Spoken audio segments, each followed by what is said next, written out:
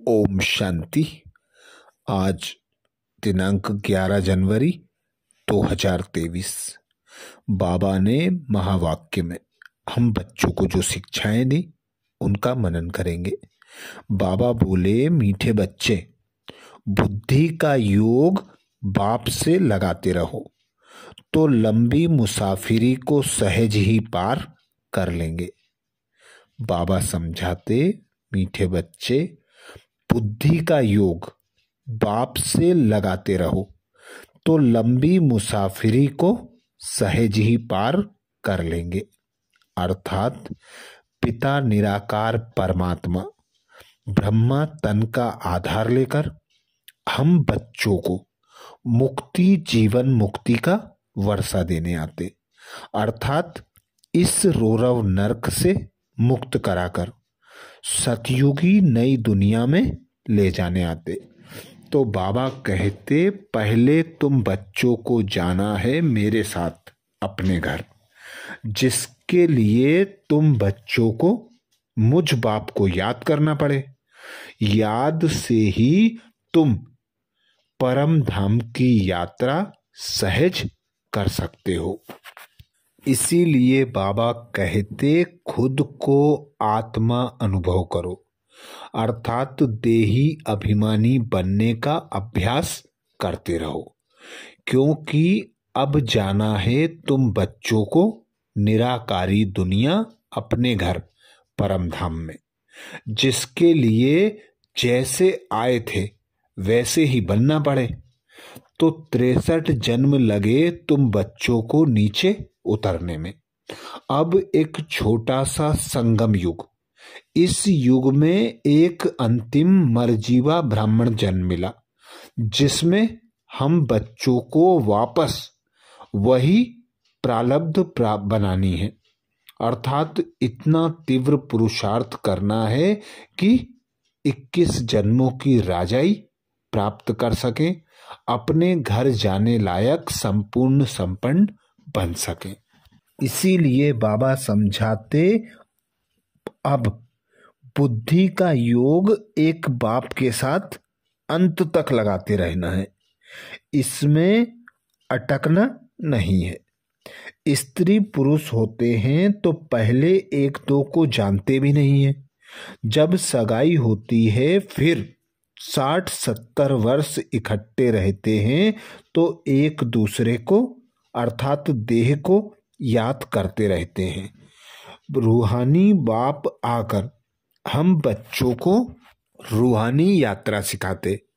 वह हुई जिस्मानी यात्रा, यह है रूहानी यात्रा।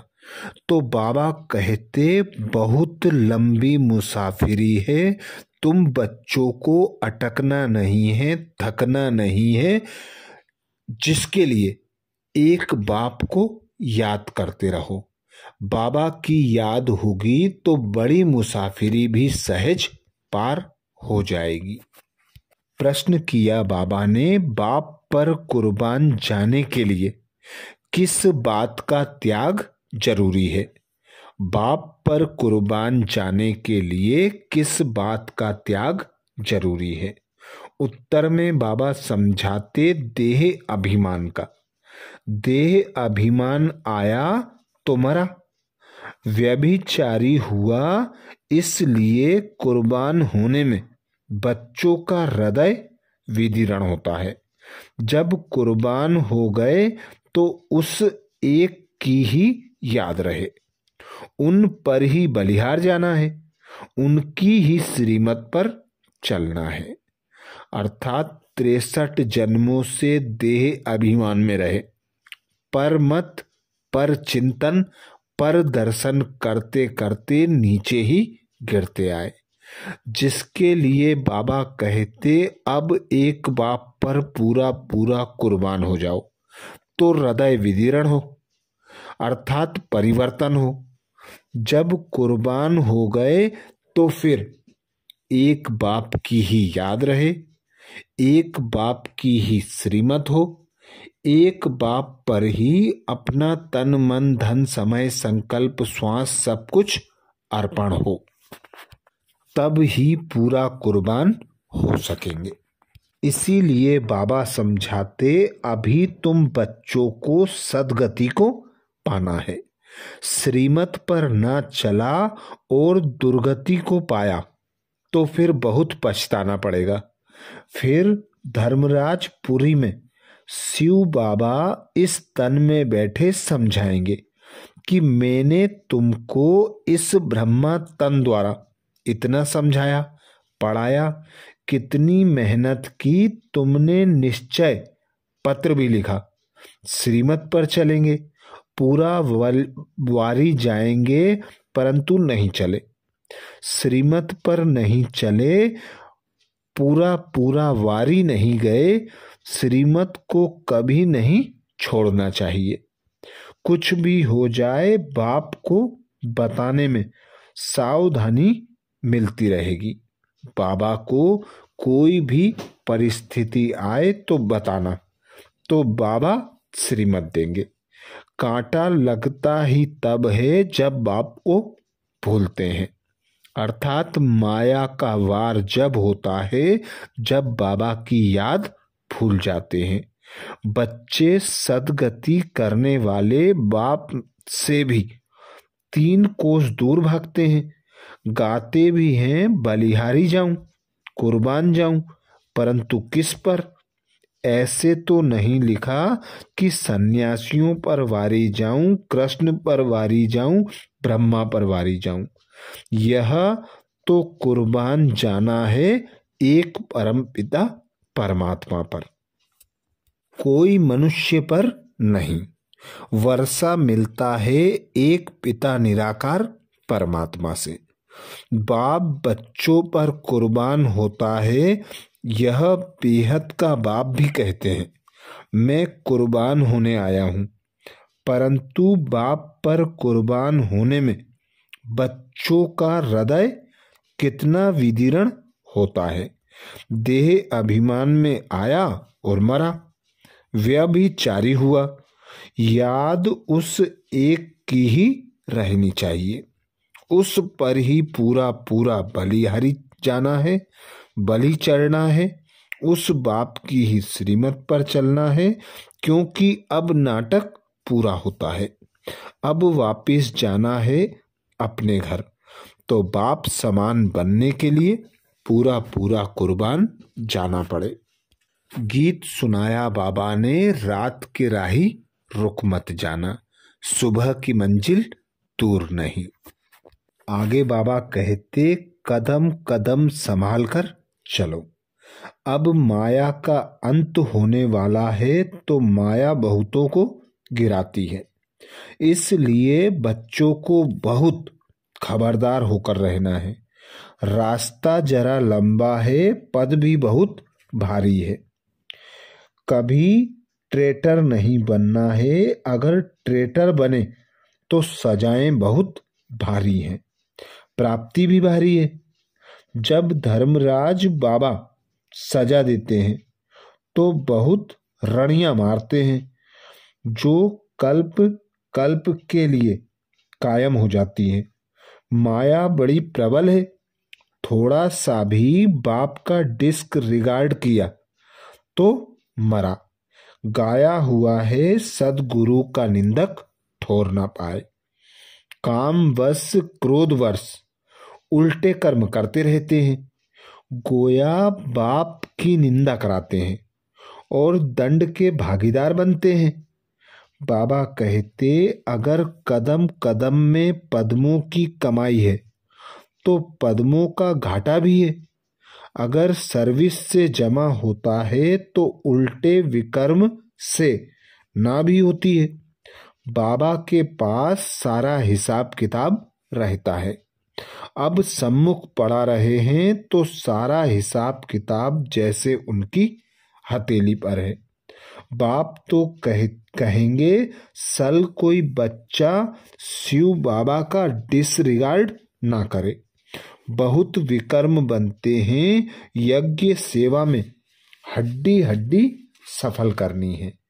दधीची ऋषि का मिसाल भी दिया जाता है। बाबा कहते, उनका भी पद बनता है। नहीं तो प्रजा में भी भिन्न भिन्न पद हैं। प्रजा में नौकर चाकर सभी चाहिए, भल वहां दुख नहीं होगा, परंतु पद नंबरवार हैं। आगे बाबा कहते, मैं कल्प कल्प यह स्थापना का कार्य कराता हूँ, पतित दुनिया को पावन दुनिया बनाता हूँ। वर्ल्ड अलमाइटी अथॉरिटी है ना, तो वर्ल्ड अथॉरिटी का राज्य कायम करते हैं। सारी सृष्टि पर एक ही लक्ष्मी नारायण का राज्य था, उन्हों की अलमाइटी अथॉरिटी थी। वहां कोई लड़ाई झगड़ा कर ना सके, वहां माया है ही नहीं, है ही गोल्डन एज और सिल्वर एज। सतयुग त्रेता दोनों को स्वर्ग अथवा बैकुंठ कहेंगे। सभी गाते भी हैं, चलो वृंदावन भजो राधे गोविंद।